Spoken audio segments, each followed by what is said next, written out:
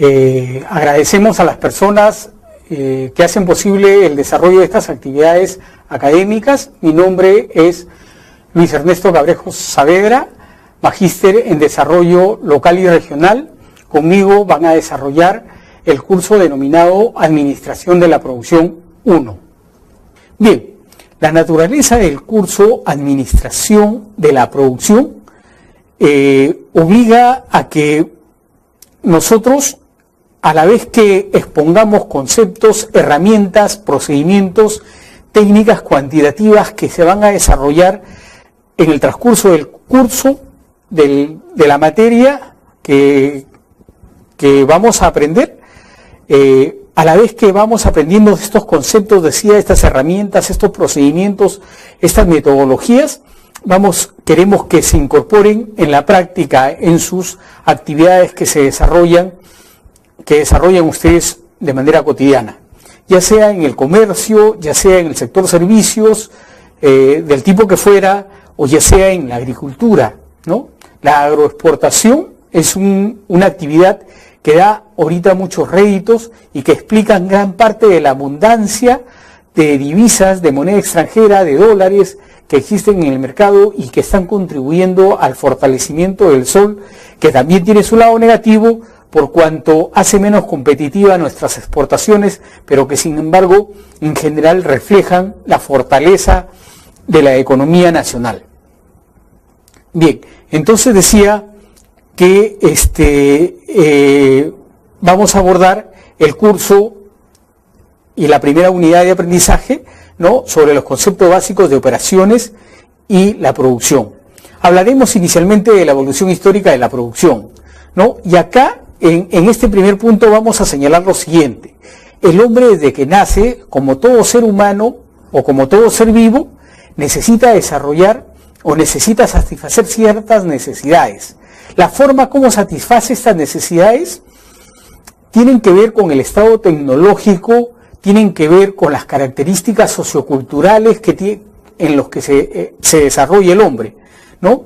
Pero sin embargo precisaremos que en sus etapas iniciales, cuando el hombre se hace hombre, ¿no?, el hombre recolecta frutos, caza animales, pesca, hace todas las cosas a la vez, pero luego se da cuenta de que en realidad debe distribuirse las tareas entre los miembros de su familia. Y así la primera gran división del trabajo que registra la historia es que el hombre se va a dedicar a la recolección de frutos, a la caza, a la pesca, y las damas, las mujeres, se dedican a la casa, con la aparición del fuego, a cocinar los alimentos y a cuidar de los bebés y a procurar el vestido, a mejorar los vestidos, la vestimenta para los miembros de la familia. Esta es la primera gran división del trabajo. Luego los miembros de las tribus se dan cuenta de que algunos están dotados o tienen mayores inclinaciones, unos a la agricultura y otros a la ganadería, ¿no? Así es como nace la segunda división del trabajo. Unos a la agricultura, unos se dedican a cultivar la tierra y otros se dedican a cazar, a pescar. Esta es la segunda división del trabajo. Con el uso de armas, con el uso de herramientas mecánicas, el hombre eleva su productividad, ya sea en la agricultura o en la ganadería, ¿no? El uso de armas le permite al cazador cazar, emboscar mejor a sus presas y cazarlas, digamos, hiriéndolas, inyectándole dardos venenosos, incorporando conocimientos, tecnologías, herramientas, ¿no?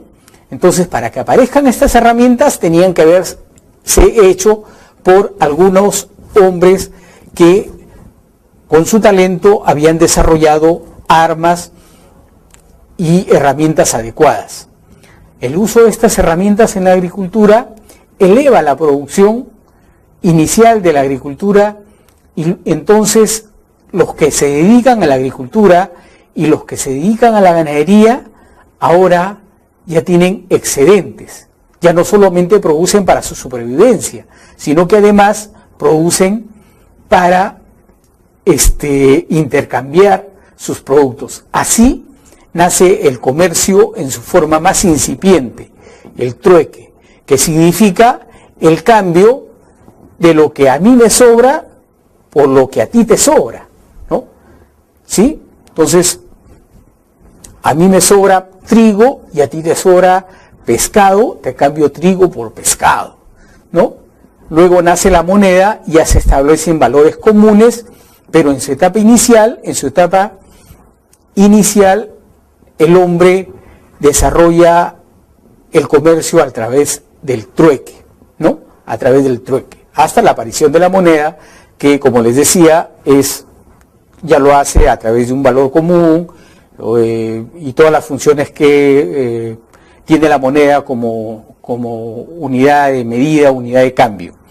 Bien, entonces el comercio es una tercera actividad muy importante y que nace casi con el origen del hombre, cuando el hombre aprende a hacer producir la tierra en cantidades que van más allá de la satisfacción de su propia necesidad, ¿no? Entonces pasa de una economía de autoconsumo a una economía ya de intercambio, de trueque. Yo te doy lo que me queda, ¿no? Y tú me das lo que te queda, pero que a mí me interesa porque me falta para mí, para los miembros de mi familia, ¿no es cierto? Entonces ahí tenemos el nacimiento de la primera gran división entre las actividades que realiza el hombre y las actividades que realiza la mujer.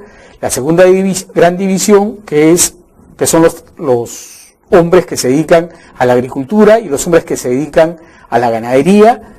La tercera gran división, el comercio, y juntos con ellos los orfebres, quienes fabrican las armas, quienes fabrican las herramientas de trabajo, los artesanos, los orfebres, ¿no es cierto? Entonces acá empiezan a diferenciarse las actividades que deben desarrollar los hombres y que en comunidad se necesitan unos a otros para potenciar sus actividades. Precisamente la administración de la producción es la administración de los recursos que dispone la comunidad, que dispone la organización, ¿no? A efectos de hacerlos producir con los preceptos que manda la ciencia administrativa, la ciencia económica. ¿Cuál es? Producir lo máximo al mínimo costo, ¿cierto? Entonces, van haciendo las actividades, las diversas actividades que el hombre desarrolla para su supervivencia, para satisfacer sus necesidades, ¿no es cierto? Entonces, como hemos visto, pasa de una economía de subsistencia a una economía de intercambio, ¿no es cierto? En el periodo antiguo, además de estas relaciones técnicas de producción, es decir, cómo produce, se dan relaciones sociales, es decir, cuáles son las relaciones entre los hombres. En el periodo antiguo, la sociedad establece relaciones de sometimiento del hombre por el hombre. Nace el esclavismo, el modo de producción que se caracteriza por el sometimiento del hombre por las clases dominantes. Hasta ahí ya surgieron también una nueva clase social, los guerreros, aquellos encargados de darle seguridad a la tribu, aquellos encargados de custodiar el territorio del clan, de la tribu, ¿no? Entonces se va formando ahí el Estado. Ahí tenemos la formación incipiente de lo que es ahora el Estado, los ejércitos, la policía, por las necesidades de satisfacer la necesidad de seguridad del hombre. Luego nacerán aquellos hombres dedicados a educar a los miembros de la comunidad. Nacen los amautas, en el caso del Imperio Incaico, nacen los curanderos, los médicos incipientes, los primeros médicos, las primeras personas que con su talento descubren que ciertas hierbas curan ciertos malestares. Entonces el hombre no solamente come, viste, necesita alojarse o custodiarse las inclemencias del tiempo, sino que además se da cuenta de que los miembros de su comunidad no se eduquen, que los miembros de su comunidad y él mismo, el hombre mismo, necesita cuidar de su salud, ¿no? Necesita además seguridad. Nacen los ejércitos, la policía, nacen los profesores, nacen los sastres que confeccionan los primeros trajes para la comunidad. ¿Ven? Entonces empiezan a diversificarse las actividades económicas, ¿no? Empiezan a diversificarse y empieza la especialización. Y cuando empieza la especialización, el hombre se da cuenta de que hay cosas que producen exceso para sus propias necesidades y busca intercambiarlos con otros miembros de la comunidad, ¿no? Cuando hablamos de las necesidades de seguridad, estamos hablando de la necesidad de custodiar el territorio, custodiar a la familia de ataques externos, guardar un orden, una disciplina dentro de los miembros de la comunidad, que se cumplan ciertas reglas. Aquí, por esta necesidad, se justifica el nacimiento de la policía, ¿no? Lo que hoy llamamos Policía Nacional, ¿no es cierto? Entonces, estas relaciones de producción, en su momento, en el esclavismo, son procesos, relaciones de producción, digamos, de sometimiento del hombre por el hombre, ¿no? Donde la clase dominante somete a sus congéneres a procesos productivos extenuantes, inhumanos, ¿no? Bien, entonces decíamos que el hombre necesita intercambiar y eleva su producción a través de la incorporación de armas y herramientas, ¿no? Esto hace surgir la especialización y posteriormente los teóricos económicos, los economistas de cada tiempo van formulando teorías y van asignando términos y conceptos que son importantes para entender los procesos productivos, los procesos sociales de producción, ¿no? Y entonces tenemos el surgimiento de ventajas comparativas o ventajas competitivas, por ejemplo, para explicar lo que es el comercio exterior. Algunos adelantos tecnológicos de la época del periodo antiguo son el tornillo, la rueda hidráulica, los molinos de viento, los molinos para grano. El feudalismo es el siguiente periodo al periodo del esclavismo. Acá hay tres elementos que debemos tomar en cuenta cuando estudiamos el feudalismo: el señor, el vasallo y el feudo. El feudo son extensiones de terrenos extensas que son labradas por el vasallo y de cuya producción se compromete a tributar el vasallo a favor del señor feudal. Así, esta forma de producción se dio más o menos en el siglo XIX al siglo XV de la edad antigua, ¿no? Sin embargo, en esta época se empezó a tomar en cuenta las bondades de la fertilización de la tierra. El hombre siembra y incorpora materia orgánica a la tierra, ¿no? A efectos de elevar la productividad de la tierra. Esta quizá es el adelanto tecnológico más importante. No hubo mayores adelantos tecnológicos, ¿no?, que el que les acabo de decir. hasta el advenimiento de lo que vino a llamarse la Revolución Industrial, que empieza por la segunda mitad del siglo XVIII, 1780 más o menos, y que dura hasta 1914, en dos fases claramente marcadas, pero que significan no solamente transformaciones socioeconómicas o tecnológicas, sino transformaciones socioeconómicas, demográficas, profundas. Al darse la revolución agraria, al incorporarse los procesos mecánicos, el arado, accionado por motores y una serie de herramientas que permiten elevar significativamente, de manera muy visible, la producción del campo. Los hombres que antes laboraban el campo se encuentran en una posición de desalojo prácticamente y se obligan a migrar a las ciudades, donde paralelamente empieza a desarrollarse primero la industria textil, ¿no? Esa es la primera industria que se desarrolla de manera significativa, de manera visible, ¿no? Con la creación de una máquina que fue denominada Spinning Jenny, ¿no?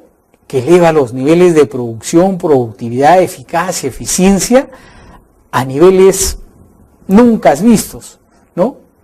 Entonces, la revolución agraria favorece de alguna manera la inmigración de los campesinos del campo a la ciudad, ¿no es cierto?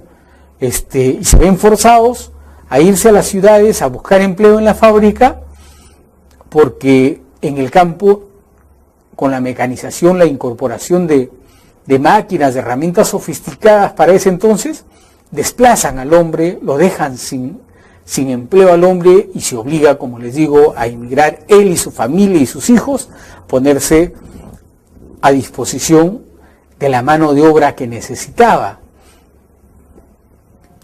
la incipiente industria textil de entonces. La revolución tecnológica se apoya en los conocimientos, en los descubrimientos científicos de la época, que empiezan a procesar el hierro, por ejemplo, ¿no? Y el procesamiento del hierro favorece la aparición de la máquina a vapor, favorece la aparición del ferrocarril, ¿no? Herramientas que son sumamente importantes para dar soporte al traslado de las ingentes cantidades de producción proveniente de la industria textil y de otras actividades que el hombre empieza a incorporar, ¿no?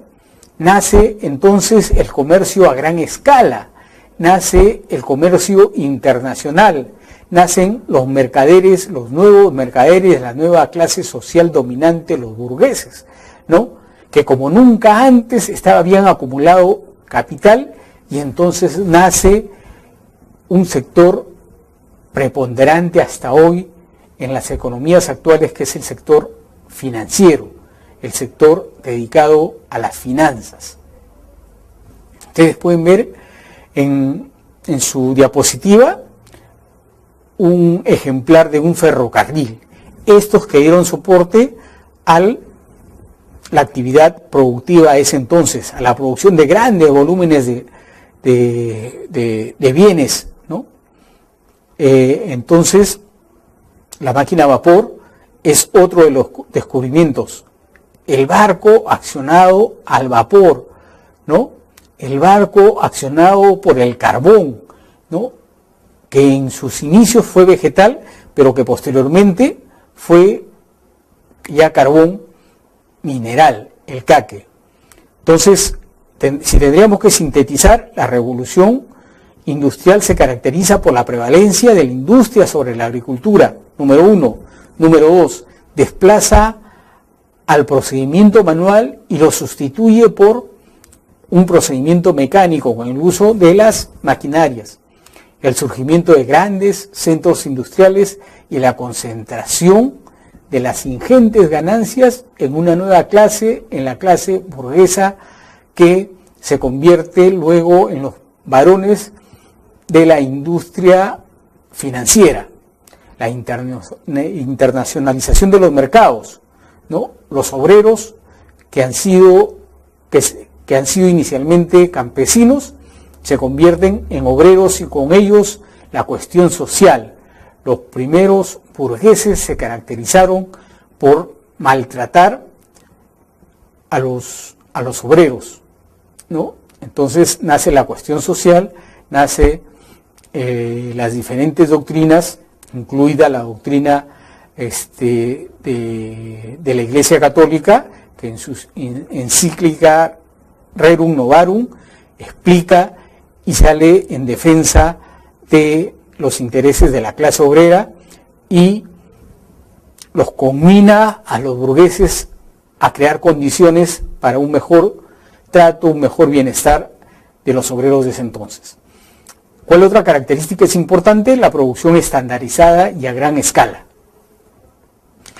Estos altos niveles de producción generan lo que viene a llamarse la división internacional del trabajo, por el cual los países desarrollados industrialmente son los dominantes y los países que todavía basan su economía en actividades primarias, agricultura, pesca, actividades extractivas, minería, etcétera, son los países con menor niveles de desarrollo, ¿no es cierto?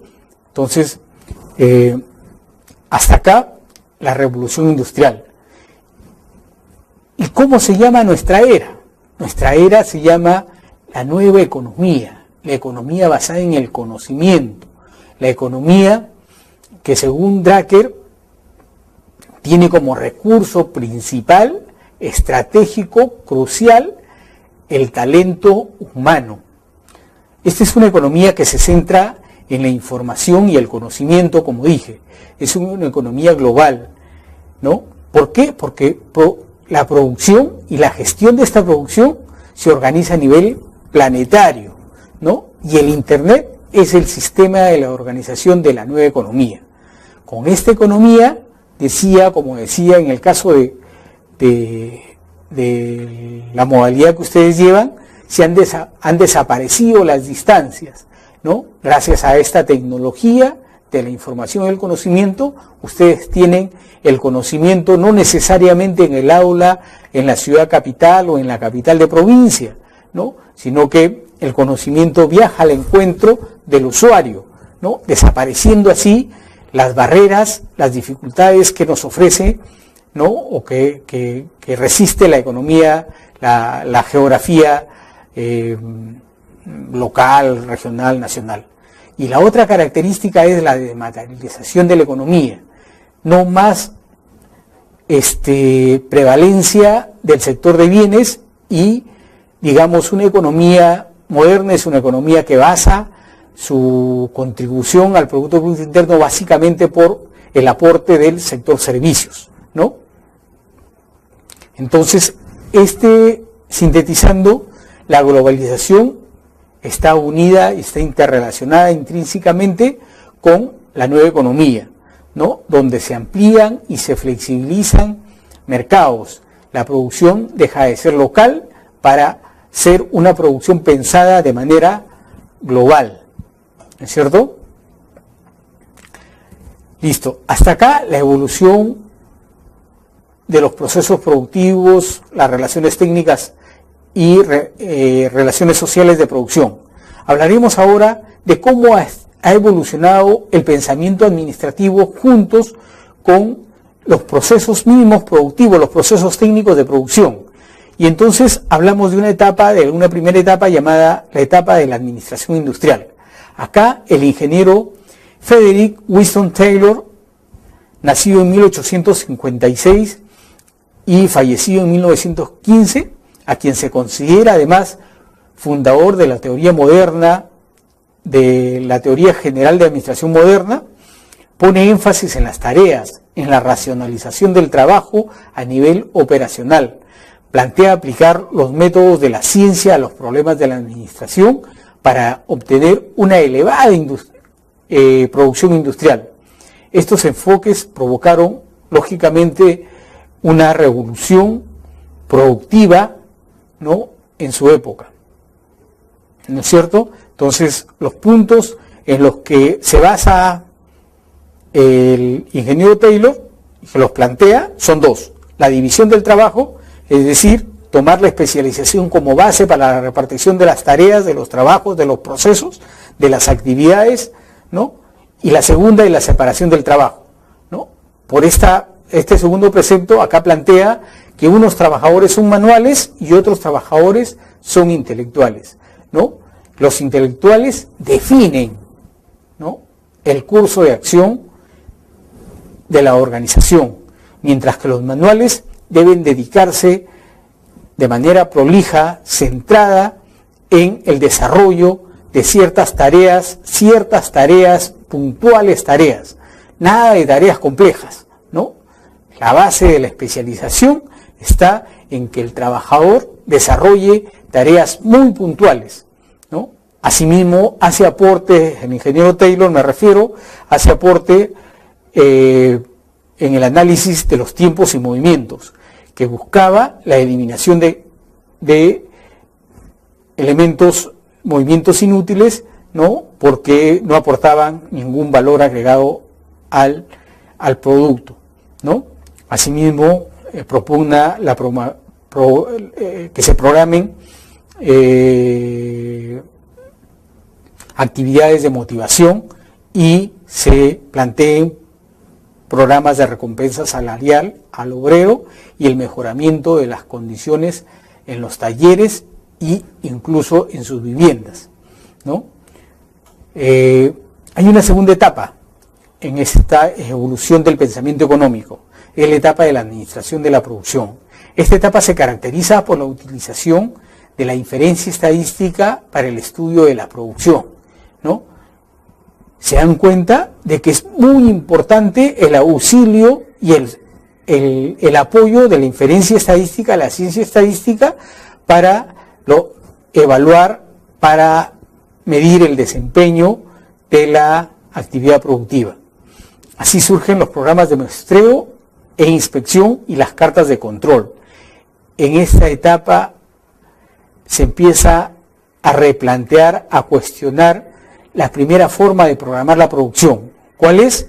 Primero produzco, ¿no?, y mi oferta va a crear mi demanda, ¿no? Say, un economista francés, fue uno de sus primeros propugnadores,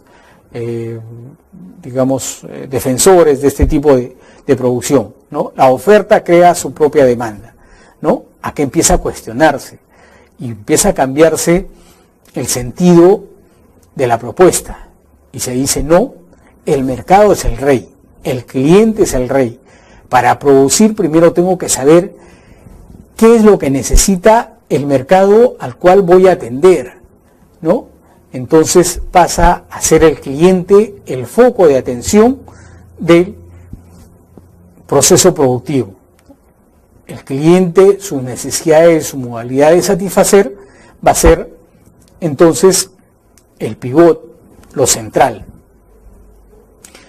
Luego evoluciona la economía, evoluciona el pensamiento administrativo y ya estamos en la administración de operaciones, ¿no?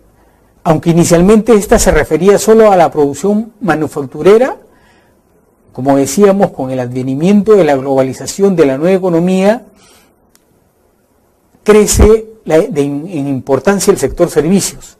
Y entonces ya no hablamos de administración solamente de la producción, refiriéndonos a la producción de bienes y servicios, de bienes materiales, sino que tan importante como producir bienes materiales es la generación de servicios que satisfacen necesidades humanas y por las cuales se desarrollan actividades que generan valor, ¿no?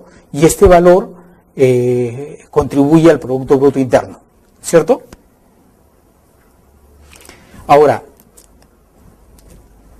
sigue evolucionando la economía, siguen evolucionando los procesos productivos y ya estamos nuevamente en un nuevo enfoque, el enfoque de la administración por procesos. Este enfoque se dice que es el enfoque moderno y está basado en una serie de corrientes de pensamiento administrativo, económico, y ahí convergen, digamos, varias disciplinas para explicar, incluso la psicología, la sociología, la antropología, para explicar de qué manera podemos hacer mucho más eficientes los procesos productivos. Hablamos entonces de la gestión de la calidad total. Acá, esto se dice que es una filosofía, por cuanto es una forma de pensar y convoca el compromiso de toda la organización a efectos de generar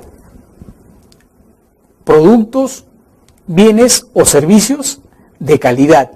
Esto significa bienes y servicios que tengan los atributos que satisfagan plenamente al cliente, ¿no? Este es un proceso entonces y una forma de pensamiento que necesitamos incorporar en los procesos productivos. La otra corriente del pensamiento administrativo es la reingeniería de procesos, ¿no? Esta corriente manda a estudiar los procesos de forma integral, sistemática, ¿no? Y continua. Una vez que hemos estudiado de manera profunda, prolija, ¿no? estos procesos productivos, ¿no? Plantea rediseñarlos, pero en forma radical, ¿no? Plantea la reingeniería, que sólo así podrá una organización que enfrenta problemas en su competitividad salir del marasmo de los problemas que se encuentran, ¿no? Esto en síntesis es el planteamiento de la reingeniería de procesos. Hay una tercera corriente de este pensamiento y está referida a las organizaciones inteligentes. Acá se basa en el estudio del comportamiento humano, ¿no? Y bajo 5 principios. Visión compartida. La organización tiene que tener una visión, un norte, un faro, a dónde se está dirigiendo. Los esfuerzos de la organización, de todos los miembros de la organización, entonces, están dirigidos hacia lo que se ha propuesto o ha propuesto la alta gerencia, la alta dirección, ¿no es cierto? Esta es una primera propuesta, o una de las 5 disciplinas de esta propuesta de organizaciones inteligentes. La segunda está referida a la maestría personal, ¿no? Se dice que el recurso humano es el recurso estratégico, el principal capital que tiene una organización, ¿no? En tanto pensemos así, no vamos a pensar que el recurso humano es un costo, ¿no? Al que hay que evitar, sino es un recurso al que hay que nutrir, hay que capacitar permanentemente al trabajador de tal manera que cuente con las destrezas, con las habilidades, con los conocimientos, con la actitud, con la aptitud para aportar al proceso productivo de manera significativa, ¿no? Juntos con esto hablamos de modelos mentales entonces, ¿no? Hacer que la organización en pleno, ¿no? Tenga modelos proactivos, gente con capacidad para innovar, capacidad para crear, capacidad para aportar con sus críticas a efectos de que la organización cada día mejore en el rediseño de productos, de sus procesos, etcétera, ¿no? La otra arista de esta propuesta está referida al aprendizaje en equipo, ¿no? Es necesario de que los miembros de la organización en pleno, ¿no? Aprendan a trabajar en equipo, ¿no? Porque se sabe de que trabajando en equipo se generan sinergias, se generan empatías, ¿no? Se empieza a generar actividades de cooperación. Todo esto va a redundar finalmente en mayores niveles de productividad, de rentabilidad para la empresa. Y lo otro es el pensamiento sistémico. Debe entenderse esto de que debemos pensar, debemos analizar las cosas, debemos interpretar las cosas y debemos hacer nuestro planteamiento siempre, ¿no?, usando el pensamiento sistémico, es decir, interpretando las cosas como un sistema, compuestos este sistema por varios subsistemas, pero estos subsistemas no divagan, sino que están orientados hacia un propósito común, ¿no? La otra arista de este mismo pensamiento es el benchmarking. Esto, en síntesis, es el copy-pega, ¿no? Pero no queda ahí, es copiar del mejor, del líder tecnológico, del mejor del sector, copiar sus mejores prácticas productivas, sus mejores prácticas administrativas, ¿no?, sus mejores prácticas de valores, etcétera, e implementarlo en mi organización. Pero no queda ahí, ¿no? Una vez que lo implemento, pienso que estoy en cero, ¿no? El 20 del mejor tecnológico es el 0 de mi organización. Y me propongo mejorar los procesos a efectos de convertirme en el líder del sector industrial, del sector productivo donde desarrollo mis actividades. Esa es una estrategia empresarial. Eso es lo que plantea esta nueva estrategia empresarial. Entonces, luego tenemos el supply chain, ¿no?, que es una forma de decirlo de manera sajona en inglés, de cadena de suministros. Acá esta propuesta es incorporar al proceso productivo y considerar al proceso productivo desde el proveedor hasta el cliente. Todos estos deben integrarse, ¿no?, de manera holística, ¿no?, como elemento fundamental para lograr la optimización y los resultados organizacionales.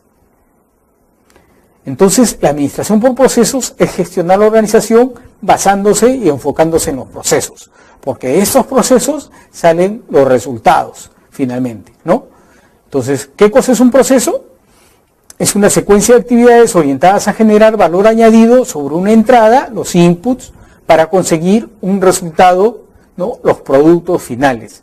Y que estos productos finales, ¿no?, deban satisfacer los requerimientos del cliente. Nuevamente el cliente como el centro de la preocupación del empresario.